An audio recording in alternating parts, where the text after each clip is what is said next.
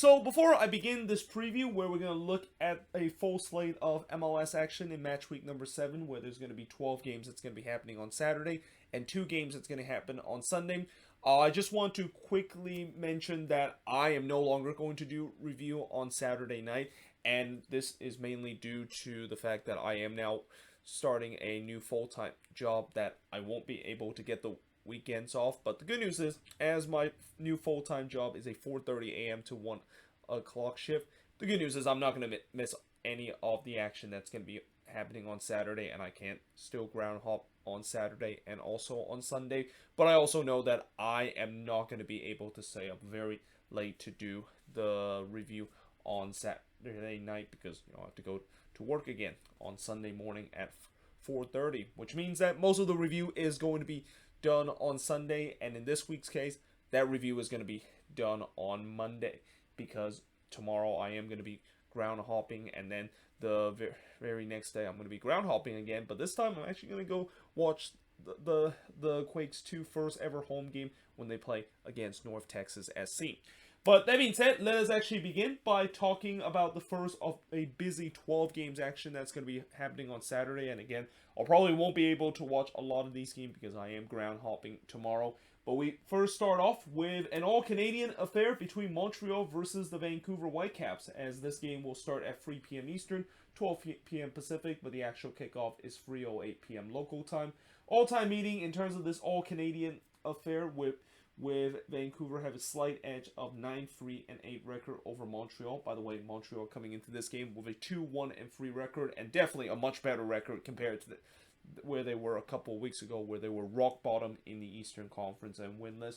Or for the Whitecaps, yeah, they're still off to a slow start after losing in the last match against the Timbers to drop their records to 1-1 and 4. As I mentioned, this is the first all-Canadian affair in this season in MLS. And this is also the first home game for Montreal at Stade Saputo. So as the month is now in April and it is getting warmer in Montreal, they now no longer have to play at Olympic Stadium and actually can play at their actual home, that is Stade Saputo, which has to be great news for the players, because I know for a fact that a lot of these Montreal players, they hate playing at the Olympic Stadium, and especially hate playing on that turf. And I don't blame them, consider that turf is just absolutely awful, and that, yeah, at least Montreal is back playing outside, and that, let's see if they can continue this good run that they've been on. I mean, it is pretty clear that these last 2 games, Wilfried Nancy has figured something out, and that this team, in the first couple of games this season and doing the winless run, one of the big reasons why they were on that winless run isn't because they weren't good whatsoever. I mean, they were good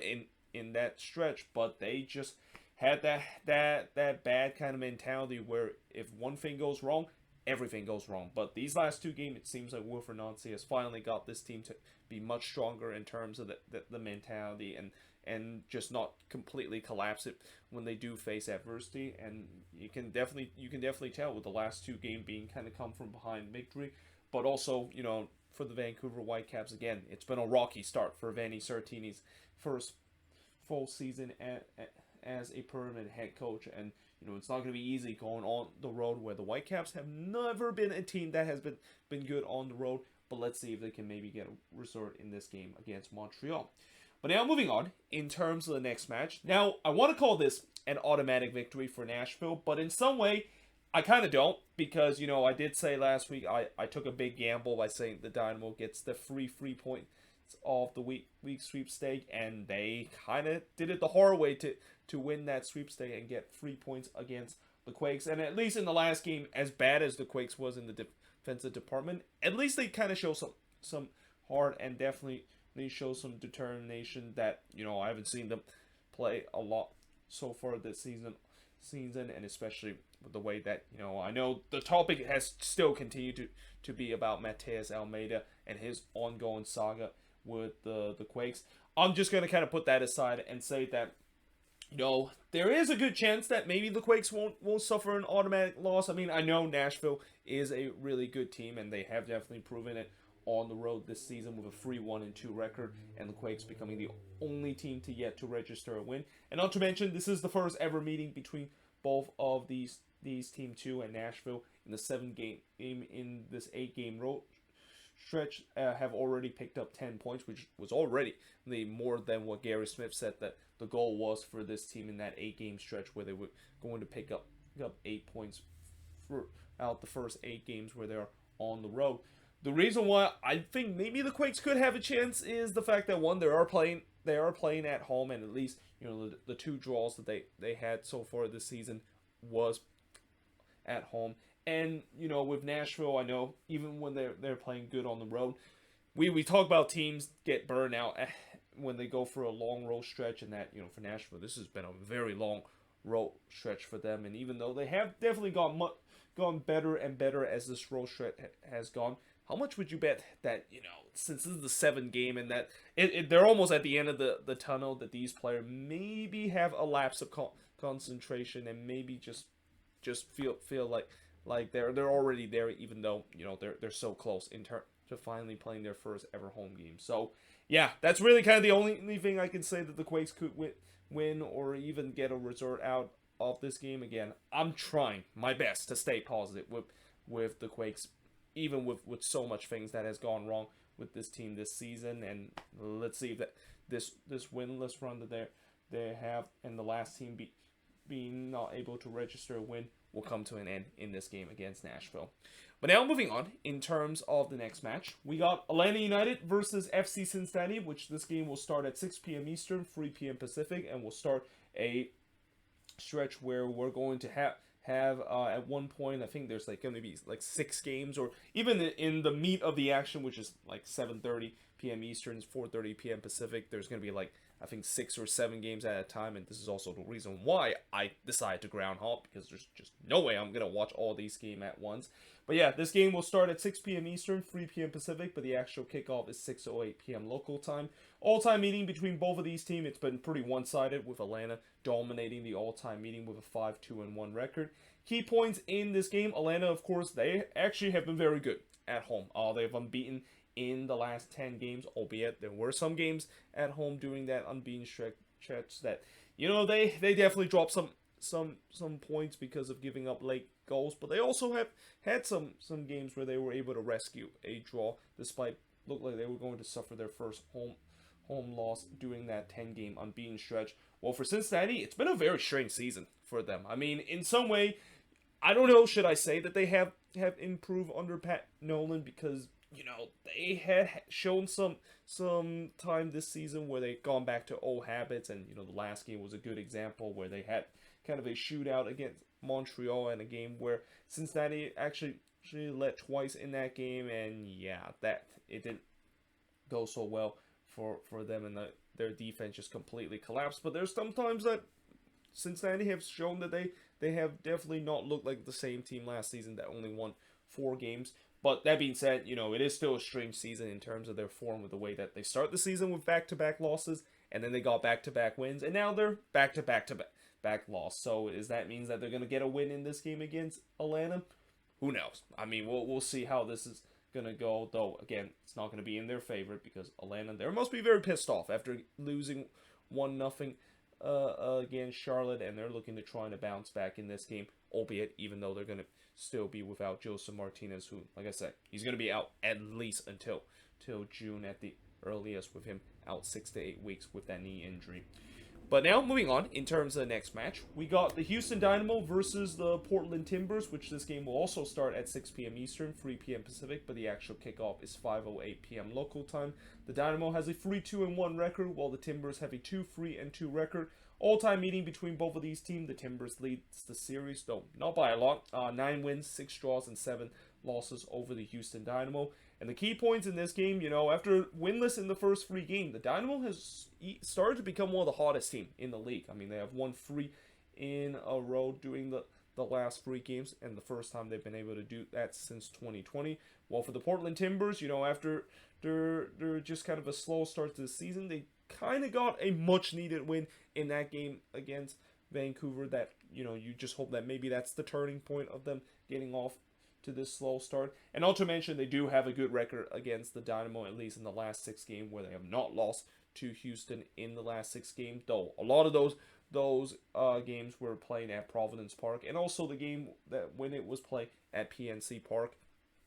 or not PNC Park, I'm sorry, PNC Stadium. PNC Park is in Pittsburgh, but PNC Stadium, it's the Timbers did only got a draw in that. I think they've only won once against the Dynamo in these last couple of years. But yeah, let's see how this game is going to turn out, and let's see if the Dynamo can continue that good stretch, and especially, they are a team that started to really want to become that team that is going to be solidified their home field, and that, not to mention, so far they have not lost at home this season. That's always a good recipe if you're going to make it to the playoffs, and we'll see whether or not if that continue for the Dynamo in this game against the Timbers side, that maybe they're starting to turn the page after getting off to a slow start this season after that big 3-2 win against the Whitecaps on the road. But moving on, in terms of the next match, we got the New York Red Bulls taking on FC Dallas, which will start at 7 p.m. Eastern, 4 p.m. Pacific, but the actual kickoff is 7:08 p.m. local time. The Red Bulls have a 26-6-17 record over FC Dallas, as two of these teams are teams that were part of kind of the original 10 teams that came into the league in 1996, which therefore that's why there's a lot of meeting between both of these teams, even though this is an interconference matchup. The Red Bulls have a 3-1-2 record, while FC Dallas have a 3-2-1 record. And the key points coming into this game, believe it or not, the Red Bulls have not won a single game at home. Like, it is bizarre, the fact that they actually have done well to start the season, and yet all three of their wins have been on the road. I mean, for a league that home games are always tends to be the most important, the Red Bulls are kind of proving that otherwise, and they think the road is kind of where they're good at, and at home they kind of struggle with them still searching for their first win, like I said, at home, and have an 0-1-2 record. Well, Dallas, speaking of the road, well, the road has not been friendly for Dallas, and it's been kind of the case for the past couple of seasons for this team. They're still searching for their first road win and are winless in the last 8 games on the road going back to 2021. The last time they won on the road, I think, was against Alston back in August. But yeah, this is a team that has not been able to find a lot of success on the road, and it's going to be interesting, against a team that struggle at home versus a team that struggle on the road. I mean, something's going to have to give, and let's see which team can maybe break the habits that they kind of had in the start of the season. But now moving on to the next match, we got Columbus versus Orlando City, which will start at 7:30 p.m. Eastern, 4:30 p.m. Pacific, but the actual kickoff is 7:38 p.m. local time. The Crew has an exact record of 2 wins, 2 draw, and 2 losses, while Orlando has a 3-2-2 record. All-time meeting, Orlando slightly leads the series with a 7-3-6 record over Columbus. And key points coming into this game, the Crew have only scored 1 goal in the last 3 games and have given up the first goal in 4 straight games. That is definitely not a recipe to trying to win games when you have given up the first goal so many times and fall behind in so many games. And also the Crew really struggling in terms of putting the ball in the back of the net in these last couple of games. While for Orlando, it's also been kind of a weird pattern that they have, similar to FC Cincinnati, where, I talk about Cincinnati has a back-to-back loss, then back-to-back wins, and then back-to-back loss. Well, for Orlando, it's kind of like a win, draw, and loss kind of habit that they had in the past 6 games. I mean, in the last game, they were able to get a win against Chicago, but then the previous game they got a loss, and then the previous one they got a draw, and that's how the pattern it should be. Actually, I would say it's not a win, draw, and loss kind of pattern, but more like a draw, win, or draw, loss, and win kind of pattern. I mean, it's kind of weird that is the case, and I guess maybe you can also say it's not really inconsistent when that's kind of how the pattern is. But yeah, we'll see whether or not if they can get a result in this one, and that, not to mention, this is also a team that doesn't do well on the road against a Columbus team that is desperate in terms of trying to get a result after they've kind of been on a bit of a slump after that fast start that they had in the beginning of the season. And let's see how this game, of course, will turn out. But moving on, in terms of the next match, speaking of a team that have got to a fast start to the season, but only to find themselves in a very bad slump, that's the case for DC United, who, to nobody's surprise, we knew that the first 2 games that they encountered seems like they were a clear example of a pretender team team, and a team that, maybe they're not as good as, well, not only not as good as what we thought, but also it seems like it's a complete mirage, as they have lost 3 games in a row ever since they start the season with their first 2 win. They're going to be playing against an Austin team that has a record of 3-2-1, and this game also will start at 7:30 p.m. Eastern, 4:30 p.m. Pacific, but the actual kickoff is 7:38 p.m. local time. And the key points in this game is that this is actually the first ever meeting between both of these teams. In fact, this week we actually had a couple of games that is the first ever meeting. I believe there's actually one more game that's going to be happening in the Saturday night action, that there's going to be 2 teams that have never met each other in MLS. And again, this is not a surprise because, when Austin came into the league in 2021, Austin is another team. When they do face against an Eastern Conference team this season, it will most likely be the first ever meeting between both of these teams, similar to how Nashville is the same case, where Nashville hasn't faced a lot of Western Conference teams, and the same goes with Inter Miami. But yeah, the other key points coming into this game, as I mentioned, they have lost 3 in a row. That is DC United, ever since they win back-to-back games to start the season. And for Austin, it seemed like winning on the road has been not just a problem for, I think it's been kind of a problem for all the Texas team, because I talk about Houston and how they just ended their 26-game winless run on the road in the prior, or not in the last game, but in the game last road game that they had against Inter Miami. And I talk about how FC Dallas also kind of struggle on the road, haven't won a road game in eight tries. Well, for Austin, they're still searching for their first road win too, and I believe they currently has the longest winless run on the road, after the Dynamo, of course, snapped their 26-game winless run on the road, because the last time that Austin actually won on the road was their first ever win in franchise history, all the way back in last year when they won 3-1 against the Colorado Rapids to get their historic first ever win. And yeah, it's kind of surprising that they have not won a single road game ever since. And they came close to breaking that record in the last road game that they had against the San Jose Earthquakes, only to decided to blow a 2-goal lead, and Josh Swift decided to kind of park the bus, which maybe not the best idea when you're facing against a Quakes team that, well, the Quakes is a team that is definitely a bad team this season. At least one thing that is a positive for the team is that they have shown some resilience in some of these games.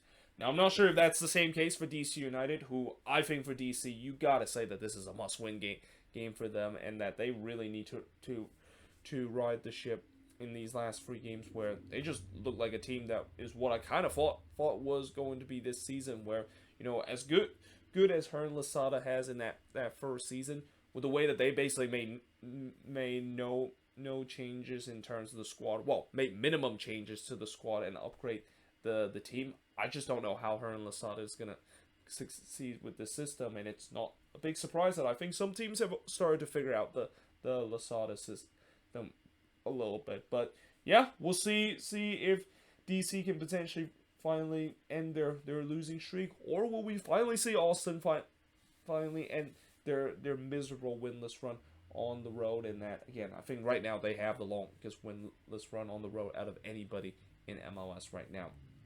But now moving on in terms of the next match, speaking of a team that desperately needs a win, yeah, for New England, this is a game where I think they definitely want some revenge against Charlotte FC, after, this game really means a lot to Charlotte, especially what happened in the first ever meeting, where they were able to take down New England to get their first ever win in franchise history, and they currently have a record of 3-0-4, while New England has a 1-1-4 record. This game will start at 7:30 p.m. Eastern, 4:30 p.m. Pacific, but the actual kickoff is 7:38 p.m. local time. All-time meeting between both of these teams, as I said, Charlotte getting their historic first ever win in franchise history just a couple of weeks ago against New England by a score of 3-1. And the Revs, again, they're I'm not sure if Supporters Shield hangover is a word, but it feels like the Revs are having that, with the way how much they have struggled in the beginning of the season, winning 1 out of their first 6 games and have lost 4 out of the 6 games. And really the last game was rock bottom for them. I mean, losing to Inter Miami on the road and against a team that has been so dysfunctional, yeah, that's definitely not a good look for a team that had MLS Cup aspiration. Now, granted, they are missing a lot of key guys in this team, and that, in the last game they actually did not have the likes of Adam Buxa, Gustav Lubo, and many others in this team. But still, every team has to deal with injuries, and I just feel like the refs, they're starting to kind of had a little reminiscent of that Columbus Crew team from last season, where everybody thought that team is going to be an MLS Cup contender, and they certainly have a lot of depth, like what we thought that New England was going to have after they definitely added some depth pieces in this off season, and those depth pieces just have not worked out for this team. But yeah, let's see if they can maybe get a much needed win in this one against Charlotte, who, again, for Charlotte, it's going to be easy to have a letdown after that big victory that they had against Atlanta United. And also, they're also a team that is still searching for their first row win, or even their first row point too, because all 3 wins that they have so far got came at home. But either way, I am going to switch boards right now and look at the last 6 games that's going to be happening in match week number 7. So moving on into the last game that will start at 7:30 p.m. Eastern, 4:30 p.m. Pacific, and the actual kickoff is 7:38 p.m. local time, is Toronto FC versus the Philadelphia Union. So the all-time meeting between both of these teams, with Toronto having a slight advantage of 12, 7, and 9. But the key points coming into this game is that both of these teams have definitely been red hot, at least in the last 3 games, or if you're in the case of the Philadelphia Union, they've pretty much been red hot to begin the season. In fact, they're still the only team to yet to lose a game this season with a 5-1-0 record. And Toronto, after getting off to a rocky start of the season, Bob Bradley's team have won 2 out of the last 3 games. Now, albeit, both those games that they won came at home. But, one thing that I've been very impressed with TFC is that the youth movement has definitely gone well for this team, and that's something I did not expect coming into this season. I mean, we talked about coming into this season of the fact that TFC is eventually going to get those big guns kind of players, and those big name players coming into this season, and we still will have Lorenzo Insigne coming into this team in July. But at least in these last couple of games, it's been the youth that has really driven this team, and in some way it's great that the youth is driven this team, because the youth movement, it has never been a thing that TFC has always been glad of, and especially, a lot of players that they developed from their academy has not really panned out in MLS. But with this new youth movement that they had, and especially a lot of these good Canadian player that is coming out of the TFC academy, are we maybe starting to see a situation where TFC could be a factory to generate a lot of good Canadian kind of talent. I mean, I know so far the other Canadian team have started to do the same thing, but something tells me that could be the case, at least for this TFC team. If you look at some of the guys that they have, and some of the youth player that, there's a lot of players on this team that you have never heard of in the beginning of the season, and they are performing at a rate that is getting everybody's attention. Now, that being said, if that we're going to have another game where TFC is going to be playing against a youthful kind of team that has a lot of confidence, this might be the toughest test for those young players, because they're playing against a Union team that, like I said, they have been almost unstoppable this season. And a lot of the Union has been unstoppable this season isn't because of the fact that they don't dominate teams. I mean, this has been kind of a team that just play good defense and able to score timely goals. And, sometimes that is definitely a philosophy for a team to win games. I mean, how many times I've said before, where you don't have to always be like LAFC or even be like Atlanta United a couple of years ago to play that free flow in soccer. If you play a brand of soccer that will be kind of just enough to, of course, score the goals to win the games, and also able to not concede goals, you can definitely be a successful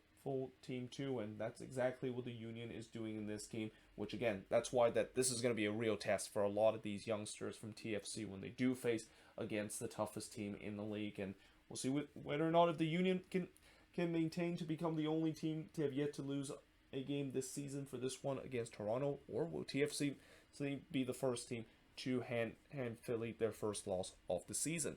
But now moving on, in terms of the next match, is Chicago versus the Aoi Galaxy. So the Fire was one of those 3 teams that had yet to lose a game last week, but that all changed when they did lose their first game against Orlando, and their record is 2-3-1. Well, for the Galaxy, I mean, we don't really need to talk talk about how they performed in the last game. I mean, they had a huge victory in that game against El Tráfico to improve their record to 4-0-2. Albeit, the Galaxy are still not at the top of the Western Conference, and I guess that is kind of the only thing that LAFC fans maybe will kind of brag about, the fact that, yeah, you might have won El Tráfico, but you're still not at the top of the Western Conference. Now, in terms of the all-time meeting, there's definitely some great meeting between both of these teams, because both of these teams have historically been very good in MLS, especially in the early days of the league history. But the Galaxy do lead the series with a 24-8-17 record. And the key points coming into this game, the Fire, they have the best defensive record alongside the Union with only 2 goals allowed. I mean, despite that 1-0 loss that they suffer against Orlando, they still only allow 2 goals this season. And, for the Galaxy, I just wonder, yes, that was a great result in that El Tráfico game, but how much will that be a letdown coming into this one? I mean, I've seen so many times when a team get an emotional win, especially against their hated rival, and in the very next game, that's a different story when they do have to face against a team that I won't say is an inferior opponent, because the Fire has been very good this season, especially at home. But, how are they going to try to continue to pressure their hated rival, that is LAFC, so that they can, of course, get that top spot when they do go on the road in this game against the Chicago Fire. But moving on, in terms of the next match, is Minnesota versus the Colorado Rapids. So this game will also start at the same time, 8 p.m. Eastern, 5 p.m. Pacific, but the actual kickoff is 7:08 p.m. local time. The Loons have an even 2 wins, 2 draw, and 2 loss record, and that's the same for the Colorado Rapids. And in terms of the all-time meeting, the Rapids do lead this series with a 6-2-4 record. And the key points coming into this game, I mean, I don't even need to mention what the key points is for this Loons team. They cannot score. Like, they have yet to score multiple goals this season, and I think they might be the only team to have yet to score multiple goals this season. Or actually, no, I don't think so. I think Sporting KC is also another team that hasn't scored multiple goals this season, and I'm pretty sure there's also other teams that haven't done so, because there's a lot of teams that have only scored 5 goals this season. While for the Rapids, they actually have been doing all right. Haven't been 5 out or haven't gone unbeaten 5 out of the last 6 games ever since that embarrassing 3-0 loss that they had against LAFC on the road. Though, if you ask any Rapids fan, they would feel like they should have won 2 more games with the way that, that Rocky Mountain Cup that they had against RSL. They should have won that one with the way that how much they dominated. And then the game against the Houston Dynamo, where, if it wasn't for a howler from William Yarbrough, they would have won that game too. So in some ways, the Rapids, their record would have been much better. And then even in the last game against FC Dallas, where they did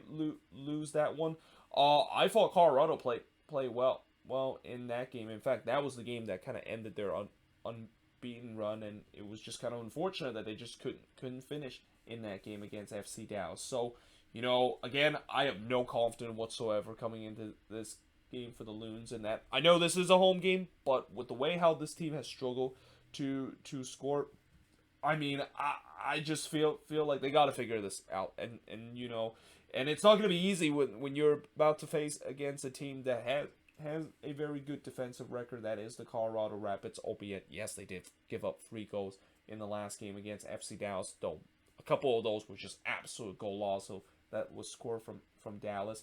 Yeah, this is going to be another tough game for Minnesota, and a game that you just feel like they have to win, with the way that, knowing this team struggles on the road, home games is something that they need to, of course, get 3 points, and I think this is a game that they really need to get 3 points to get themselves back on track. But now moving on, in terms of the next match, we got the Seattle Sounders taking on Inter Miami, which will start at 10 p.m. Eastern, 7 p.m. Pacific, but the actual kickoff is 7:25 p.m. local time, and this will be one of 2 games that's going to be on national television, with this one being on FS1. In fact, I actually forgot to mention that this game is on ESPN.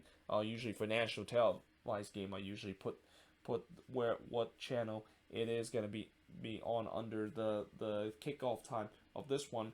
But yeah, the key points coming into this game is that this is the first ever meeting between both of these teams, with Miami currently have a 1-1-4 record, and the Sounders have a 2-1-2 record.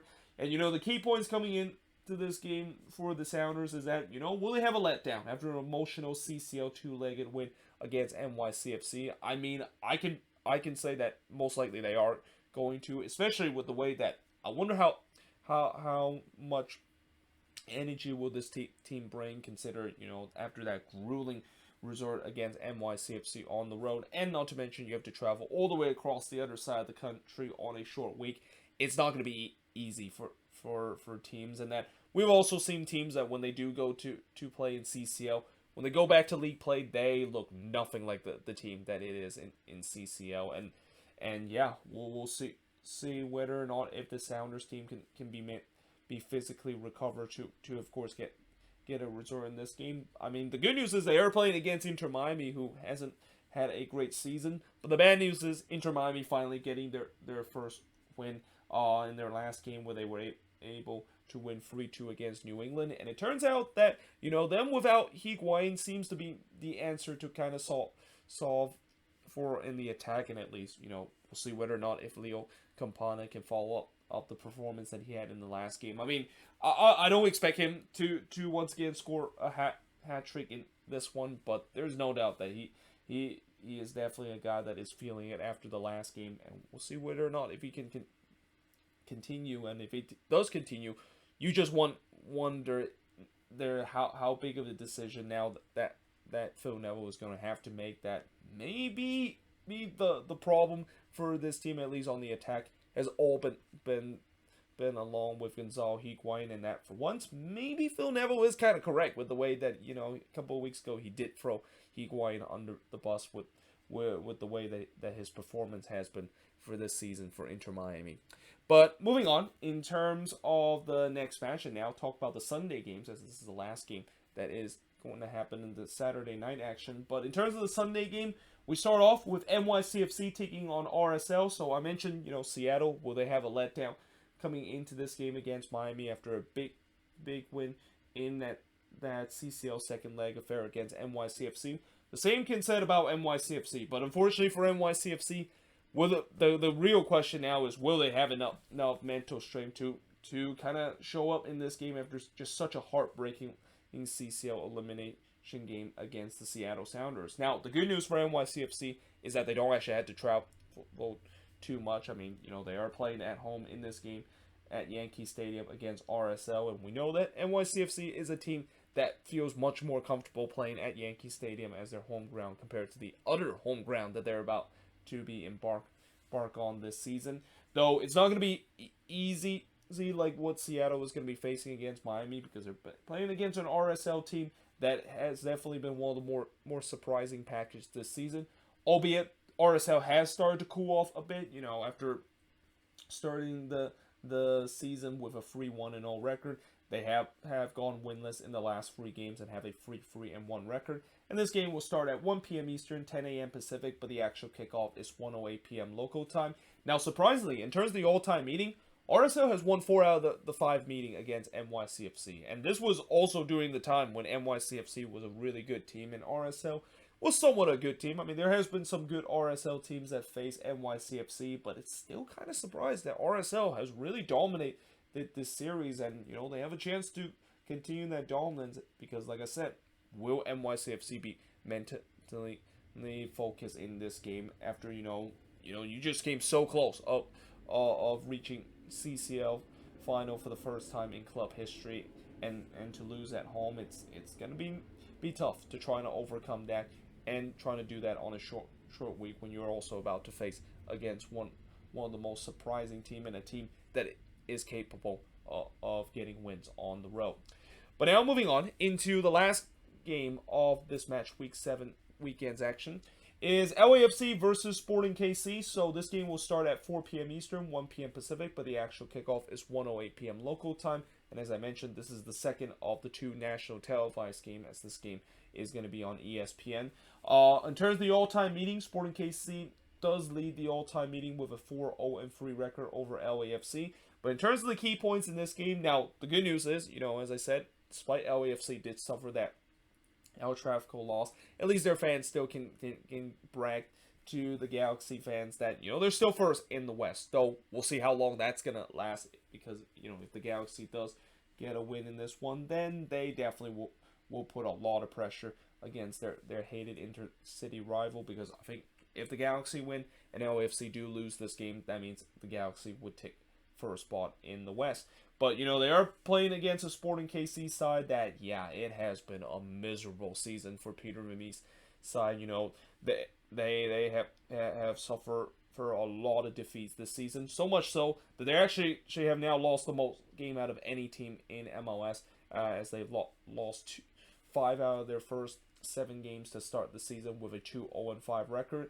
And for Sporting KC, really, I just think that for them, the bad start to this season has really been a problem with the entire team. I mean, their attack has been very weak throughout these first couple of games, and that it turns out that without the likes of Daniel Sherry and John Russell to perform at a high level, this team just have nobody that can of course score the goal. And as I mentioned, Polito not being available for the rest of the season, it seems like now that hurts even more so than ever. And then in the midfield, at times could be a problem, but the defense also at times could be even an especially big problem. I mean, that last game against Nashville, they basically showed a couple of times of a blueprint of not to defend in a game, and that some of the goals that they've conceded was just such bad defensive play from their team. And again, talk about Sporting KC, a team that, a couple of years ago, I praised the fact that this has always been one of the best defensive team, and a Peter Vermes team has always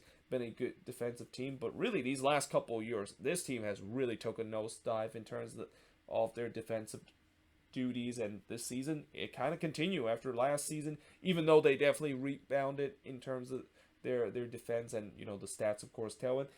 A lot of that is mainly due to the fact that Tim Melia has really kind of played out of his heads, and I don't think this season Tim Melia has done the same thing. Especially he did had that nightmare game that he had against the Chicago Fire. But yeah, it's not going to be easy for Sporting KC that desperately needs to get a win, and now they're going to be facing against a team that desperately wants to bounce back, and that LAFC is going to be very mad, especially what happened in the last game, where, albeit yes, it was the correct call at the end of the day, I'm pretty sure this team is still going to feel that after effect, and that they are determined to try to bounce back in this game and remain at the top of the Western Conference. So yeah, let's see if that's going to be the case, or will Sporting KC maybe get a huge win, and that maybe a statement win that they desperately needed if they want to turn around the slow start to the season.